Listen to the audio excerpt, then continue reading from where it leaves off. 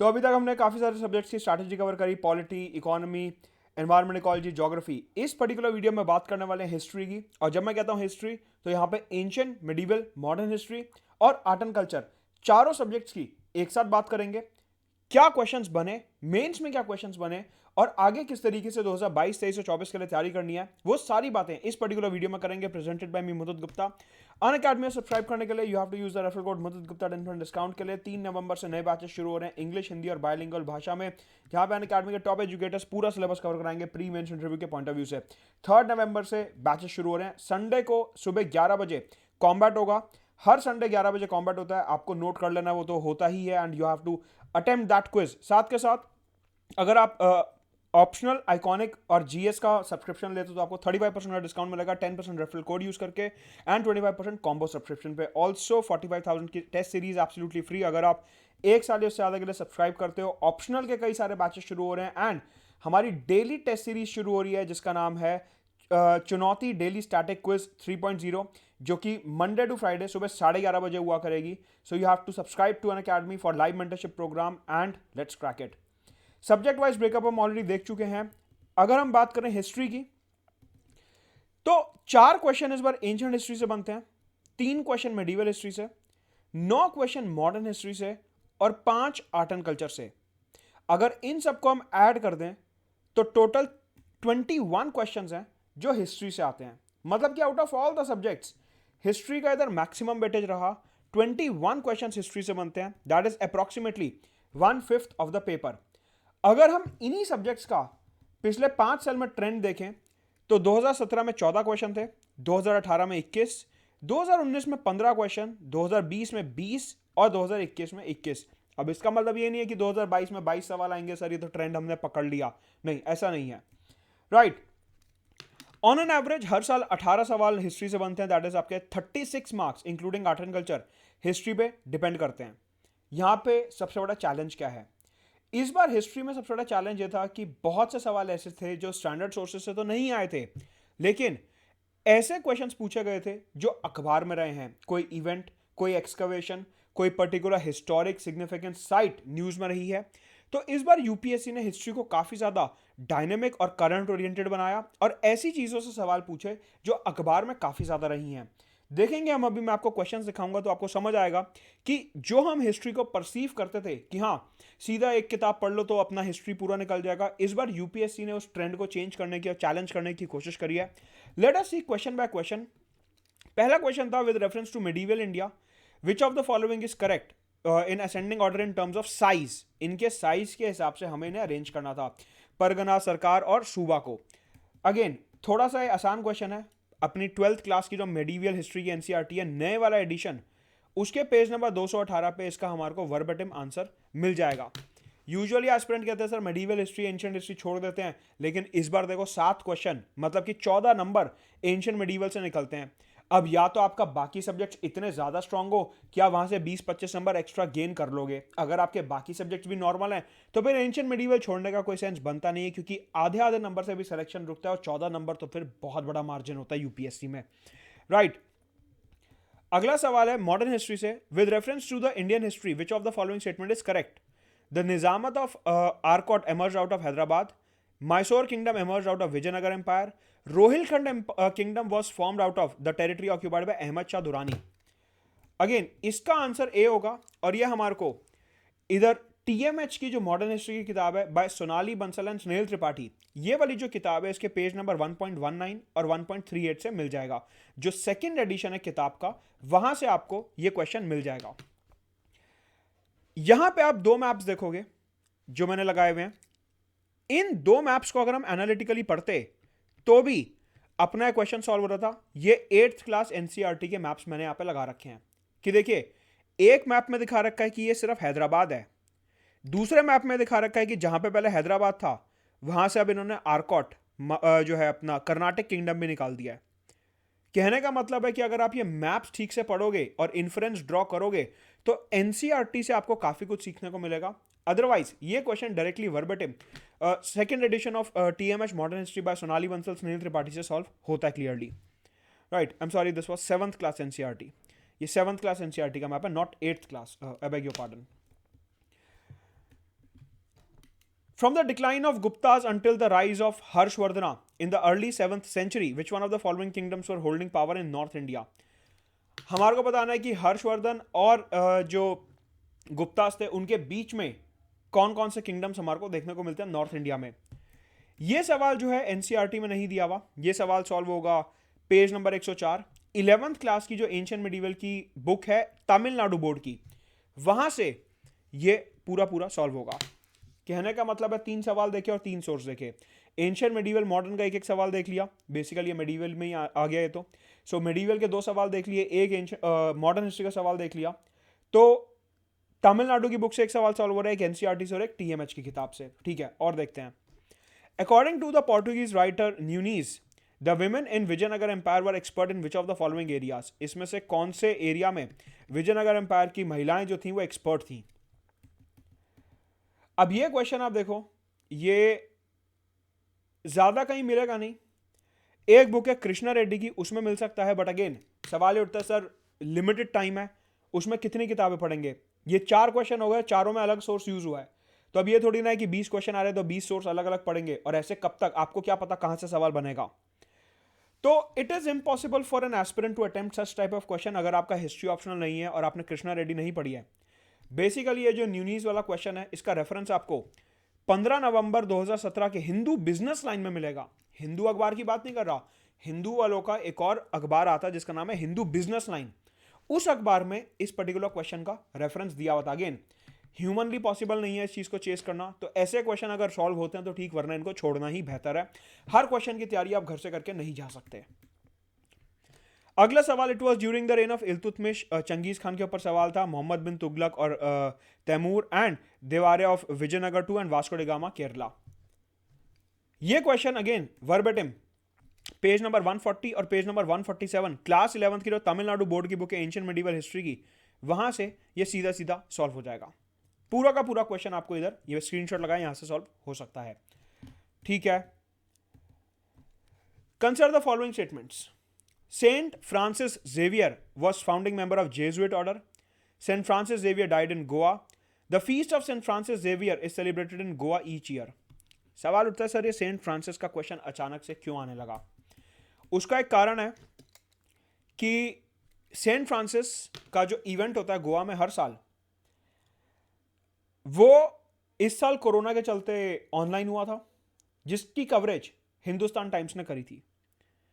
अब आप कहोगे सर कभी हिंदू बिजनेस लाइन ले आते हो, कभी इंडियन एक्सप्रेस ले आते हो, कभी हिंदुस्तान टाइम्स ले आते हो, और किसी अखबार ने इस इवेंट को कवर नहीं करा, और वो भी हिंदुस्तान टाइम्स में सिटी वाले पेज पे था, यूजुअली एस्पिरेंट निगलेक्ट कर देते हैं, एंड राइटली सो। इस टाइप के क्वेश्चंस अगेन आप चेज नहीं कर सकते। ना तो ये पूरा का पूरा मसला अपने को एनसीईआरटी, तमिलनाडु बोर्ड या किसी और किताब में नहीं मिलेगा। पासिंग रेफरेंस दिया हुआ है कि हाँ सेंट फ्रांसिस ने जेजुइट ऑर्डर बनाया था, लेकिन उसके अलावा जो 2 स्टेटमेंट्स हैं वो नहीं निकलेंगी। कहने का मतलब है इस टाइप के क्वेश्चंस को अगेन अटेम्प्ट करना काफी मुश्किल है, क्योंकि हिंदुस्तान टाइम्स कौन पढ़ता है यूपीएससी के लिए? No one reads Hindustan times UPSC के लिए, और आपको सपना भी नहीं आ रहा कि सर यही वाला जो है हिस्ट्री का आर्टिकल आएगा नहीं आएगा। बट यहां से समझने की एक बात है, अपना लर्निंग आउटकम निकलता है यहां से क्या, कि यूपीएससी आजकल ऐसे सवाल ज्यादा पूछने लगा जो कभी ना कभी करंट अफेयर्स में रहे हैं, जो किताबों में शायद हो या ना हो, लेकिन आर्ट एंड कल्चर या हिस्ट्री की जो कवरेज होती है अखबारों में, अलग अलग हिस्टोरिकल इंपॉर्टेंस के जो इवेंट्स होते हैं, उनकी कवरेज यहाँ पे यूपीएससी काफी ज्यादा करने लगा है। राइट, अभी देखो हिंदुस्तान टाइम्स का ये स्क्रीनशॉट है, यहाँ पे क्या लिखा है, Goa's famous annual feast of saint Francis Xavier to go online this year amid कोविड-19। तो यहां से इन्होंने ये जो तीनों स्टेटमेंट थी वो इधर से सॉल्व होती है हिंदुस्तान टाइम्स के क्लिप से। अगला सवाल, in reference to the history of ancient India which one of the following statement is correct? Mitakshara was civil law for upper caste and Dayabaga was civil law for lower caste. Sons can claim property right during the lifetime of the father, and in Dayabaga it is only after the death of the father. Mitakshara system deals with matter related to property held by male members of only a family. Dayabaga system deals with the matter related to property held by both male and female members of the family.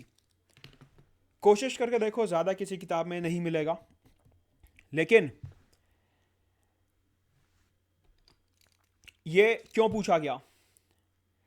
Basically 2020 की judgement में honourable supreme court ने कई बार दयाबागा और मिताक्षरा की बात करी अपनी judgement में।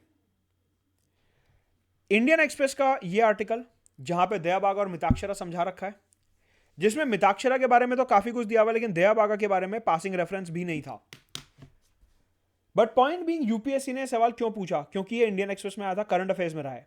सुप्रीम कोर्ट के जज ने 2020 की कई सारी प्रॉपर्टी रिलेटेड जजमेंट्स में दया बागा मिताक्षरा की बात करी है। इसके अलावा एक बहुत ही सरप्राइजिंग एलिमेंट कि जो दया बागा मिताक्षरा है, ये रेफरेंस एनसीईआरटी में भी मिलेगा। कौन सी एनसीईआरटी में? 11th क्लास की बिजनेस स्टडीज की एनसीईआरटी में। अरे सर कमाल कर रहे हो, बिजनेस स्टडीज की एनसीईआरटी हिस्ट्री के लिए कौन पढ़ता है? बिजनेस स्टडीज की एनसीईआरटी जो 11th क्लास की, उसमें एक चैप्टर दिया हुआ है प्रॉपर्टी वगैरह को लेके, उसमें दया बागा मिताक्षरा के बारे में रेफरेंस दिया हुआ है। अगर आपने अखबार पढ़ा पिछले 1 साल का तो ठीक है, ये क्वेश्चन टैकल थोड़ा बहुत हो सकता है, पूरा फिर भी नहीं सॉल्व होगा। लेकिन बिजनेस स्टैंडर्ड की एनसीईआरटी पढ़ना does not make any sense UPSC के पॉइंट ऑफ व्यू से। तो अगेन ये ऐसा क्वेश्चन है कि जो एनसीईआरटी है सॉल्व हो रहा है, लेकिन ऐसी एनसीईआरटी से जो अपने को ज्यादा कुछ खास पढ़नी नहीं है। आप में से जो लोग 11th-12th में कॉमर्स के स्टूडेंट्स हैं उनको थोड़ा बहुत फिर भी आइडिया होगा, और उन्होंने अखबार पढ़ा होगा तो आइडिया होगा। अदरवाइज अगर आप साइंस ह्यूमैनिटीज बैकग्राउंड से और बिजनेस स्टडीज कभी नहीं पढ़ा तो ये क्वेश्चन आपके लिए टैकल करना काफी मुश्किल है। With reference to India, the terms Halbi, हो एंड कुई pertains to which of the following? ठीक है, आर्ट एंड कल्चर के ऊपर सवाल था, 2 सोर्सेस से निकलता है, एक इग्नू के मटेरियल से भी निकल रहा है, या फिर page number 11.6 second edition Indian art and culture Nitin Singhania, वहां पे भी दिया हुआ है। तो अभी तक हमने क्या ट्रेंड देखा? अभी तक हमने ट्रेंड ये देखा कि यूपीएससी, जो हम सोचते थे हिस्ट्री का मतलब है कि गांधीयन मूवमेंट कर ली, रिवोल्ट ऑफ 1857 कर लिया, इंडस वैली सिविलाइजेशन पढ़ लिया, बुद्धिज्म जैनिज्म पढ़ लिया, या मुगल एम्पायर पढ़ लिया, तो अपने सारे सवाल हिस्ट्री के निकल जाएंगे। नहीं सर, वो वाला ट्रेंड अब खत्म हो चुका है। अभी यूपीएससी पूरा ऑल आउट मोड में कि जो अखबार में चीजें आ रही हैं उनसे लिंक करते हुए अपने को इधर सवाल पूछना है। अगला सवाल है with reference to history of ancient India, Bhavabhuti, Hastimalla and Kshemishvara were famous for. अब ये सवाल सीधा सीधा इग्नू के मटेरियल से मिलेगा। जो इग्नू का मटेरियल आर्ट एंड कल्चर का, वहां पे वर्बेटिम ये चीज मेंशन्ड है, भावभूति और ये सब, कि ये जो है संस्कृत के प्लेज हैं। तो आर्ट एंड कल्चर के 2 सवाल देखे, इग्नू के मटेरियल से दोनों निकल रहे हैं, लेकिन नितिन सिंघानिया की किताब से एक सवाल निकल रहा है। आगे अभी और कंपैरिजन करते हैं। विच one of the following statement is correct? Ajanta caves के बारे में, सांची स्तूपा, पांडुलेना केव्स, या फिर अमरावती स्तूपा। ये सवाल जो है ये इग्नू से नहीं निकलेगा, ये इग्नू में मेंशन नहीं है ज्यादा, लेकिन verbatim page number 1.23 second edition Indian art and culture Nitin Singhania की किताब में ये क्वेश्चन सीधा दिया जाएगा। सर समझ नहीं आ रहा, कभी आप कह रहे हो इग्नू पढ़ो, कभी आप कह रहे हो नितिन सिंघानिया पढ़ो, एग्जैक्टली पढ़ना क्या है अभी आखिरी में देखेंगे जब सारे क्वेश्चन दिखा दूंगा। 21st February declared as International Mother Language Day by UNICEF. The demand that Bangla has to be one of the national language was raised in Constituent Assembly of Pakistan. अभी देखो किस तरीके से इन्होंने इंटरनेशनल मदर लैंग्वेज डे को historical context में link कर दिया। क्यों? क्योंकि ये अखबार में रहा है। 21 फरवरी 2021 का इंडियन एक्सप्रेस, उसमें ये सीधा सीधा आर्टिकल दिया हुआ था कि यहां पे जो है on 25th of February 1948 Dhirendra Nath Datta had urged the Constituent Assembly of Pakistan to recognize Bengali as one of the official languages। मतलब कि पिछले 1 साल का अखबार और उसमें वर्बेटिम ये स्टेटमेंट दी हुई है, यहां से यूपीएससी ने स्टेटमेंट उठाया, आपके सामने है। तो कहने का मतलब है कि हिस्ट्री हिस्ट्री नहीं रही है, हिस्ट्री भी करंट अफेयर्स हो गए। जो हिस्ट्री की चीजें अखबार में मेंशन हुई है उसके बारे में यूपीएससी ने ज्यादा टेस्ट करा है। एक और सवाल जो कि इंडियन एक्सप्रेस से निकलता है हिस्ट्री का, 64 योगिनी टेंपल को लेके, कि सर्कुलर टेंपल था और कच्चप्पा गट्टा डायनेस्टी ने बनाया था। सर्कुलर टेंपल है, वैष्णवा कल्ट है और इंडियन पार्लियामेंट बिल्डिंग इससे इंस्पायर्ड है। 11 मई 2019 फाइनेंशियल एक्सप्रेस, बेसिकली जो इंडियन एक्सप्रेस का ही एक अखबार है, वहां पे 64 योगिनी टेंपल के बारे में सारी चीजें दी हुई हैं। राइट, अगेन अखबार बेस्ड। ये क्वेश्चन एनसीईआरटी से निकलता है एंशिएंट हिस्ट्री की। Elaborate system of harvest and management dams and channelising water connected reverse, ये कौन से टाउन में मिलता है अपने को? तो यहाँ पे एनसीईआरटी में पेज नंबर 4 पे 12th क्लास की एनसीईआरटी एंशिएंट हिस्ट्री में यहाँ पे हमारे को एक तो ये बना रखा है धौलावीरा का रिजर्व, और उसके अलावा यहाँ पे थ्योरी में भी दिया हुआ है कि धौलावीरा में जो है सिस्टम एग्रीकल्चर वगैरह के लिए यूज होता था। सो एनसीईआरटी से वर्बेटिम सवाल। अगला सवाल, बुर्जा होम रॉक कट श्राइन्स, चंद्र केटुगढ़ टेराकोटा आर्ट, या फिर गणेश्वर कॉपर आर्टिफैक्ट्स, इसमें से कौन सा जो है करेक्टली मैच्ड है? 26 सितंबर 2021 का इंडियन एक्सप्रेस और 11th क्लास की तमिलनाडु बुक का पेज नंबर 8 और 20। ये देखिए, यहां पे वर्बेटिम मेंशन्ड है क्या कि हम बाहर यूएस से अपने कुछ आर्टिफैक्ट्स वापस लाए और उसमें से बहुत सारे टेराकोटा के आर्टिफैक्ट्स हैं जो कि चंद्र केतुगढ़ वेस्ट बंगाल को बिलोंग करते हैं। मतलब एग्जाम से 15 दिन पहले के अखबार में वर्बेटिम आपको आंसर मिल रहा है अपने आर्ट एंड कल्चर के, ये जो अपना एंशिएंट मेडिवल का क्वेश्चन है इसका। इसके अलावा जो बाकी चीजें हैं बुर्जा होम वगैरह वो आपको इधर तमिलनाडु की किताब में मिलेंगी। तो आप सीधा देखो, और ये चालकोलिथिक साइट जो है ये इसका मैप भी आपको इधर मिल जाएगा। मतलब कि हिस्ट्री को किस लेवल तक करंट अफेयर से लिंक कर रखा है कि 26 सितंबर 2021, नॉट इवन 15 डेज पुराना इंडियन एक्सप्रेस जो है वहां पे इस क्वेश्चन का वर्बेटिम आंसर आपको मिलेगा और आपका क्वेश्चन सॉल्व हो जाएगा। अगला सवाल है Montagu Chelmsford reforms government of India 1935 के बारे में। बहुत एकदम केक वॉक क्वेश्चन था जो कि अपना टीएमएच की किताब से सॉल्व हो जाएगा, पेज नंबर 6.128 और पेज नंबर 6.266 से। तो स्नेहल त्रिपाठी सोनाली बंसल की जो अपनी किताब है मॉडर्न हिस्ट्री की, वहां से सवाल वर्बेटिम निकलता है।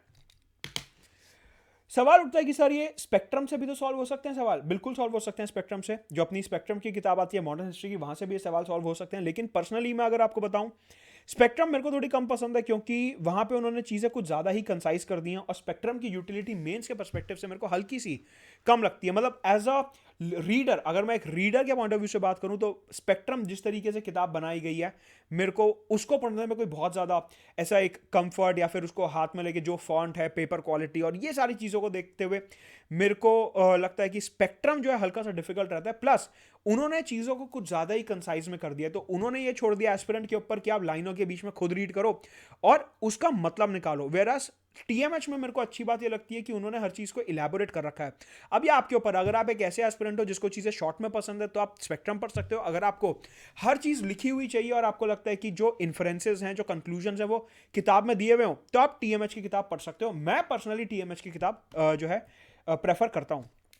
8 अगस्त 1942 इंडियन हिस्ट्री के कॉन्टेक्स्ट में क्यों इंपॉर्टेंट है, बहुत ही वर्बेटिम सवाल पेज नंबर 7.10 पे अपने को टीएमएच की किताब में सेकंड एडिशन में मिल जाएगा।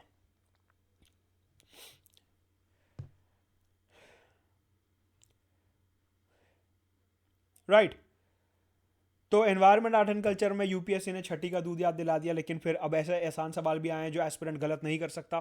अगर ऐसे सवाल गलत हो रहे हैं तो फिर काफ़ी मुश्किल की बात है। सॉन्ग्स फ्रॉम प्रिजन जो है अ translation of ancient Indian religious lyrics into English, ये किसने लिखा था? ये काफ़ी टीडियस सवाल था और रैंडम गूगल सर्च के बाद ये इसका आंसर मिलेगा। अगेन ये जो है किसी किताब या एनसीईआरटी बुक वगैरह से सॉल्व नहीं हो रहा।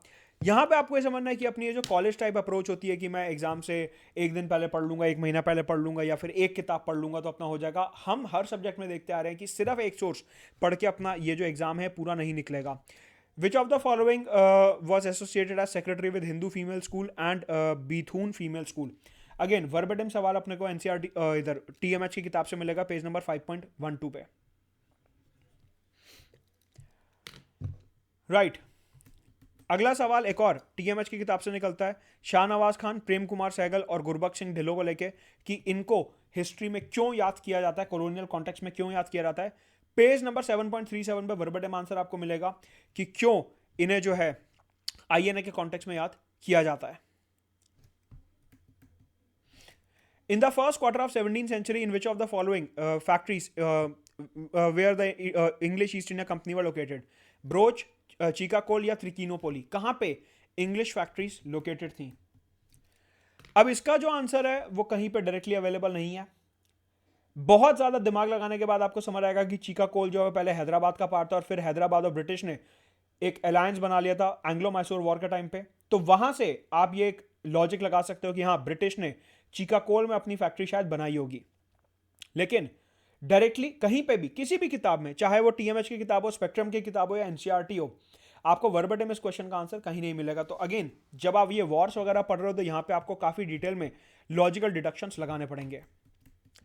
अगला सवाल था with reference to Madanapalle of Andhra Pradesh, which one of the following statement is correct? इस क्वेश्चन ने काफी ज्यादा जो है ट्रेंड किया सोशल मीडिया पे कि ये क्वेश्चन कहां से आया अचानक से, और ये सब ये क्वेश्चन सर कहीं से नहीं आया, आपके 6th क्लास की जो एनसीईआरटी है वहां से आया है। सर क्या बात कर रहे हो, पूरी एनसीईआरटी पढ़ के गए थे, वहां तो दिया हुआ नहीं है। नहीं मिलेगा, क्यों? एनसीईआरटी में पेज नंबर 2 के ऊपर एक इमेज बनी हुई है और उस इमेज के नीचे एक नोट है। ये सवाल सर वहां से आया है। जनगण मन was translated by Gurudev Rabindranath Tagore from Bengali to English in February 1919 at Madanapalle in district of Chittoor. मतलब 6th क्लास की एनसीईआरटी, पेज नंबर 2, और उसमें भी एक फोटो बनी हुई है, उसके नीचे एक लाइन लिखी हुई है, वहां से वर्बेटिम सवाल यूपीएससी उठा रहा है। एनसीईआरटी का इंपॉर्टेंस देख रहे हो? मतलब कोई सोर्स इसके लिए रेफर करने की जरूरत नहीं है, सीधा सीधा एनसीईआरटी के नीचे आपको ये लाइन मिलेगी, यहां से सवाल निकलता है। एनसीईआरटी तो है, वो तो पढ़ोगे ही ना, तो एक बार इमेजेस और उसके नीचे क्या लिखा है वो भी देख लो। 2019 में भी ऐसा सवाल आया था जहांगीर पेंटिंग्स को लेके, मैंने वीडियो बना रखा है, प्लेलिस्ट देखो। जहांगीर की पेंटिंग्स को लेके एनसीईआरटी के फोटो के नीचे एक डिस्क्रिप्शन था, वहां से वर्बेटिम सवाल निकाला था यूपीएससी ने। सो कहने का मतलब है कि हिस्ट्री जो है, जो हम हिस्ट्री को परसीव करते हैं वैसी हिस्ट्री रही नहीं है, और काफी ज्यादा इधर ये डायनेमिक हो गई है। मॉडर्न हिस्ट्री के अगर मेंस के सवाल देखें तो 2 सवाल थे इस बार 2020 में। Evaluate the policies of Lord Curzon and the long term implication of national movement, TMH की किताब से आसानी से निकल जाएगा ये। Since the decade of 1920s, the national movement acquired various ideological strands and thereby expanded its social base. अलग अलग social bases, left, right ideology, और इसके अलावा peasant movement और इन सब के बारे में इधर लिखना है। Again, TMH की किताब से निकल जाएगा। आर्ट एंड कल्चर की अगर बात करें तो rock cut architecture, Pala period, Indian philosophy and tradition और Persian literary of sources of medieval India. इस बार यूपीएससी ने क्या करा है यहाँ पे कि आर्ट एंड कल्चर के जो सवाल पूछे उसमें एंशिएंट मिडिवल को काफी ज्यादा इंटीग्रेट करा है। मतलब कि ये सवाल आप सिर्फ और सिर्फ नितिन सिंघानिया पढ़ के नहीं निकाल सकते, आपको तमिलनाडु या एनसीईआरटी की एंशिएंट मिडिवल पढ़नी पड़ेगी, तभी आप एंशिएंट मिडिवल के साथ, बुद्धिज्म के साथ, मिडिवल हिस्ट्री के साथ इन सब चीजों को लिंक कर सकते हो। आर्ट एंड कल्चर वो आर्ट एंड कल्चर नहीं रहा कि जो है इस वाले डांस फॉर्म के बारे में लिख दो या उस वाले आर्ट फॉर्म के बारे में लिख दो, वो वाला आर्ट एंड कल्चर अब ये रहा नहीं है। मतलब कि ये आर्ट एंड कल्चर वो है जहां पे एंशिएंट मिडिवल के साथ काफी ज्यादा लिंकेज की जा रही है। मतलब कि अगर आप एंशिएंट मिडिवल पढ़ते हो तो प्रीलिम्स में तो हेल्प होगी होगी, लेकिन साथ के साथ मेंस के अच्छे आंसर लिखने में भी आपको काफी मदद मिलने वाली है। तो सवाल उठता है कि प्रीलिम्स 2021 में हिस्ट्री में कहां कहां से सवाल पूछे गए। टीएमएच स्नेहल त्रिपाठी बुक से 5 सवाल बनते हैं, एनसीईआरटी और तमिलनाडु की बुक से 5 सवाल निकलते हैं, न्यूज़पेपर से 3 सवाल, रैंडम सोर्सेज से 5 सवाल निकलते हैं, इग्नू से 2 सवाल निकलते हैं और नितिन सिंघानिया से एक्सक्लूसिवली एक ही सवाल निकलता है। तो सवाल उठता है कि सर ये अपना हिस्ट्री के लिए कौन कौन से सोर्सेज रेफर करने हैं। देखिए, सबसे पहले मैं आपको रिकमेंड करूंगा कि हिस्ट्री के लिए आप एनसीईआरटी तो सारी पढ़ी लो 6 से 12 तक की नए वाली, और तमिलनाडु बोर्ड की सिर्फ एक बुक पढ़ लो 11th क्लास की। ज्यादा टाइम नहीं लगेगा, सिर्फ एक किताब एक्स्ट्रा पढ़नी है। आई नो आप कहोगे कि सर ये कोई सेंस नहीं बना रहा है बात, लेकिन जो ट्रेंड है यूपीएससी का वो ऐसा है कि एनसीईआरटी और तमिलनाडु दोनों में से ये एक्सक्लूसिवली क्वेश्चन निकल रहे हैं। जो क्वेश्चन एनसीईआरटी से निकल रहे हैं वो तमिलनाडु से नहीं निकल रहे, और जो तमिलनाडु से निकल रहे हैं वो एनसीईआरटी से नहीं निकल रहे। तो इसका हमारे पास एक ही सोल्यूशन बचता है कि एंशिएंट मिडिवल के लिए आप एनसीईआरटी और तमिलनाडु दोनों पढ़ो। तमिलनाडु की सर सिर्फ एक ही किताब है, तो अगर आपको लग रहा है कि 10-12 किताबें हैं तमिलनाडु बोर्ड की, नहीं, एक किताब एक्स्ट्रा पढ़नी पड़ेगी बस, लेकिन उससे अपने 3 से 4 सोर्सेज जो 3 से 4 क्वेश्चन जो है वो पक्के हो जाते हैं। इंडियन एक्सप्रेस की रेलेवेंस में हर वीडियो में बताता हुआ आया हूं। आप में से जो लोग पहली बार वीडियो देख रहे हो, पीछे और भी सब्जेक्ट्स कवर कर चुका हूं, वो जरूर देखो।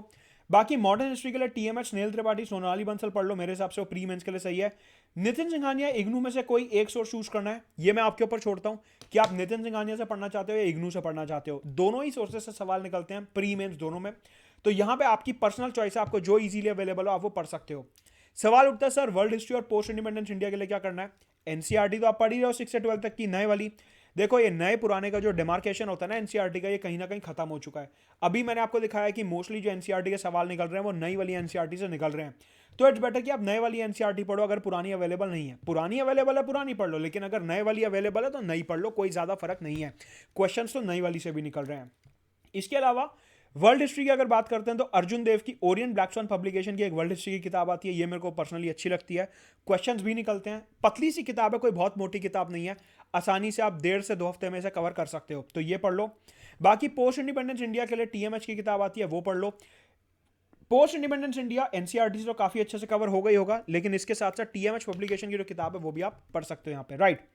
तो ये है अपनी हिस्ट्री की स्ट्रैटेजी, और हमने देखा कि किस तरीके से इतनी ज़्यादा डायनेमिक हो चुकी है हिस्ट्री। अनअकैडमी में सब्सक्राइब करने के लिए यूजर रेफरल कोड मदद गुप्ता 10% डिस्काउंट के लिए। 3 नवंबर से नए बैचेस शुरू हो रहे हैं इंग्लिश, हिंदी और बाइलिंगुअल में। Let's crack it.